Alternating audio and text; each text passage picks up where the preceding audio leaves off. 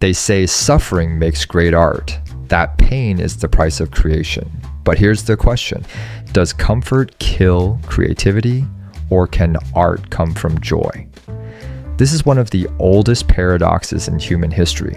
From Van Gogh's madness to Mozart's joy, from Sylvia Plath's sorrow to Picasso's playfulness, art has always danced between agony and ecstasy. But what truly fuels creativity? Is it the wound or the wonder? Let's explore what psychology, neuroscience, and art history reveal about this timeless debate. First, let's talk about why we romanticize suffering. Our culture loves the image of the tortured artist. We glorify the lonely genius painting in a freezing attic, or the poet who bleeds on the page. It's not just myth, it's an identity. Philosopher Friedrich Nietzsche once wrote, "One must still have chaos in oneself to give birth to a dancing star." The idea is seductive, that pain purifies art, that suffering deepens the soul. And indeed, history seems to agree. Vincent van Gogh painted his most celebrated works during periods of immense psychological turmoil. Frida Kahlo turned her chronic pain into visual poetry. Edvard Munch said his anxiety and illness were essential to his art. But does that mean pain causes creativity or merely coexists with it? Now, let's talk about the science of the tortured artist. Modern science offers a more nuanced picture. A 2015 study published in Personality and Individual Differences found that artists do show higher rates of mood disorders, especially bipolar and depression. But correlation isn't causation. Psychologist Dean Simonton at UC Davis, who studied hundreds of creative figures, found that it's not suffering itself that fuels creativity, but the way artists process it. Pain alone isn't productive. It's reflection, transformation, that turns chaos into art. Simonton's work shows that many geniuses, from Beethoven to Hemingway, used their pain as raw material. But the creative act came from control, not collapse. In other words, art doesn't come from breakdown, it comes from rebuilding. Neuroscience backs this up. When we're in deep emotional distress, the brain's prefrontal cortex, responsible for planning and creative problem solving, actually shuts down. Creativity requires access to that part of the brain. So intense pain can block the very mental processes we need to create. In short, suffering can inspire creativity, but too much suffering can destroy it. So if pain isn't necessary, why does discomfort seem to spark so much creative growth? The answer lies in the psychology of challenge. Creativity thrives in the space between chaos and order, a concept psychologist Mihaly Csikszentmihalyi called the flow channel. Flow occurs when your skills are stretched just beyond comfort, but not so far that you panic. Too easy and you're bored, too hard and you're anxious. This means that mild discomfort, the feeling of being stretched, uncertain, or challenged, is ideal for creativity. When we're comfortable, we tend to repeat what's worked before. When we're uncomfortable, we're forced to adapt, to innovate. It's why great art often emerges during times of social tensions. The Harlem Renaissance rose out of racial oppression. Punk music was a rebellion against conformity. Even the Impressionists broke from academic comfort to capture fleeting light and emotion. So maybe comfort doesn't kill creativity, but complacency does. Now, let's turn to the other side of the canvas, joy. Psychologist Rollo May, in The Courage to Create, wrote that creativity is the encounter of the intensely conscious human being with his world.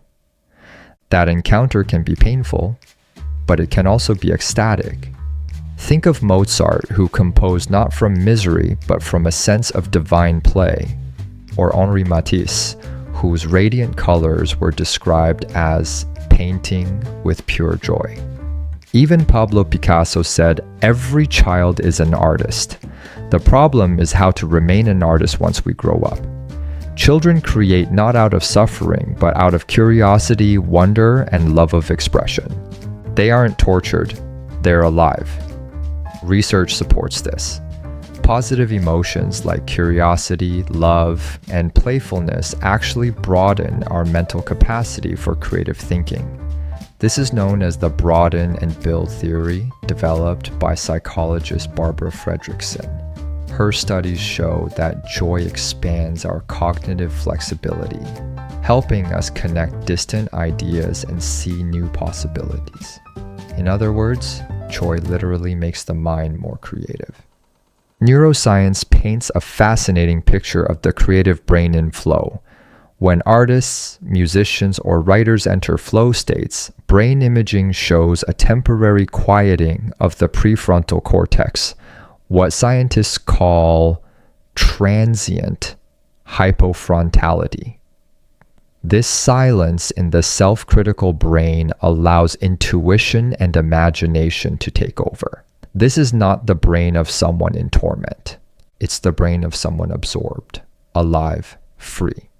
The reward center, especially the dopamine system, lights up during creative engagement. That's the same circuitry involved in joy, love, and curiosity.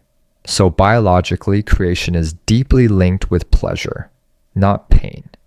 Even when artists explore dark themes, the act of creating itself often feels joyful. As one poet said, "I write to turn pain into something beautiful." If art can come from joy, then the next question is, can it come from comfort? The answer depends on what we mean by comfort. If comfort means peace, security, and self-acceptance, then yes, it can nurture creativity. But if comfort means stagnation, avoiding growth or fear, then it's the death of art. Writer Anais Nin once said, "Life shrinks or expands in proportion to one's courage." True comfort, paradoxically, often requires courage. The courage to be still, to explore without fear, to express without validation. Look at artists like David Hockney, who paints sunlit swimming pools, or Yo-Yo Ma, who finds beauty in calm precision. Their art is not born of torment, but of joy, refined through discipline. Creativity doesn't need chaos, it needs aliveness. That aliveness can come from curiosity as much as from conflict. Perhaps we've been asking the wrong question. Maybe it's not pain or joy, but how they interact. In Jungian psychology, creativity is the reconciliation of opposites, the tension between light and dark, shadow and self. Art is born in that tension, not purely in suffering or serenity. Carl Jung wrote that creativity comes from the play instinct, but it also involves confronting the unconscious, the raw, unresolved parts of ourselves. That confrontation can be painful, but the expression of it can be blissful.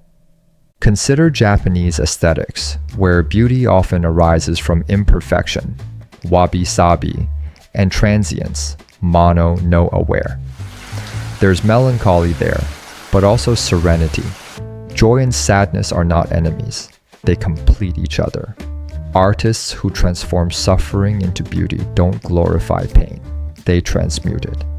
As Leonard Cohen said, there is a crack in everything. That's how the light gets in. Let's look at history through this lens. Van Gogh. Yes, his letters reveal immense pain, but they also reveal moments of deep wonder. His fascination with color, light, and the beauty of rural life. His art was not just the product of despair, it was his escape from it. Beethoven. He suffered from deafness and loneliness, yet his later symphonies, like the Ninth, are some of the most joyful expressions of humanity ever written. He transformed agony into transcendence. Georgia O'Keeffe. Living in solitude in the deserts of New Mexico, she painted vast flowers and skies, not from sadness, but from serenity. She said, "I found I could say things with color and shapes that I couldn't say any other way." Bob Ross. He painted happy little trees. Many mocked him for being too cheerful, but he reached millions because he proved that calm and joy can create connection, that art can heal without tragedy. David Bowie. Bowie's work shows another dimension, reinvention. He thrived on curiosity, transformation, and play, pushing boundaries not from suffering, but from creative aliveness. Across centuries, both pain and joy have sparked creation. But the common thread is not emotion itself, it's depth of engagement. Today, artists face a new paradox. Never before have we been more comfortable, and yet many feel creatively blocked. We have air conditioning, coffee on demand, digital tools, and instant gratification. But comfort can also numb curiosity. When everything is easy, there's little reason to explore. Discomfort, not despair but challenge, is what pushes boundaries. The psychologist Donald McKinnon studied top architects at UC Berkeley and found that the most creative ones were those who tolerated ambiguity. They were comfortable being uncomfortable. Creativity dies not in comfort, but in certainty. So if you want to stay creative in a comfortable world, you must create your own discomfort, question assumptions, explore limits, experiment. Growth requires friction, but the point isn't to suffer, it's to stay awake. So, can joy create great art? Yes, and some of the most innovative modern creators prove it. Filmmaker Hayao Miyazaki, for example, builds worlds rooted in wonder. His stories explore innocence, nature, and compassion. He once said, "Many of my movies have strong female leads. They're not protagonists who wait for the prince to save them. They're brave, self-sufficient girls who find joy in living." Musician Pharrell Williams turned positivity into an art form with Happy. The song became a global anthem, not because it ignored pain, but because it reminded people of their capacity for light. Even neuroscientist turned artist Bo Lotto found that joy and play unlock creative perception. He says, "When we play, we step into uncertainty willingly." That's the birthplace of innovation. Joy in this sense is not naive, it's revolutionary. It resists cynicism. It restores wonder. Here's a simple truth. Too much suffering, and the artist breaks. Too much comfort, and the artist stagnates. The creative life is a dance between tension and release, effort and ease, pain and play. Writer Elizabeth Gilbert, known for Eat, Pray, Love, once said that her most creative work came not from pain, but from devotion. She wrote, "I have never seen any evidence that suffering is inherently more creative than joy." Her point is profound. Discipline, curiosity, and love for the craft matter more than emotional turmoil. You don't need to be broken to be brilliant. You just need to be alive, to feel deeply, to stay curious, to keep creating. As mental health becomes a growing conversation in the creative world, we're beginning to unlearn the toxic myth that art must come from anguish. Therapists now use art therapy to heal trauma, showing that creativity itself can be medicine. Artists no longer have to choose between passion and peace. The poet Mary Oliver lived a life of quiet joy in nature. Her art came from attention, not agony. She wrote, "Pay attention, be astonished, tell about it." That might be the healthiest definition of creativity yet. So, does comfort kill creativity? Only if comfort becomes complacency. Only if joy becomes numbness. Only if peace becomes avoidance. But when comfort is grounded in curiosity, gratitude, and love of craft, then yes, art can absolutely come from joy. Pain can open the door to creation, but joy can keep it open. The best art, perhaps, doesn't come from suffering or comfort alone, but from awareness, from living fully, feeling deeply, and daring to express what you find there. Because creativity, at its core, isn't about pain or pleasure. It's about presence. The tortured artist gave us masterpieces, but so did the joyful one. Art doesn't need to bleed to be real. It just needs to breathe. So whether you create from heartbreak or happiness, don't chase pain. Don't chase peace. Chase truth. That's where art lives.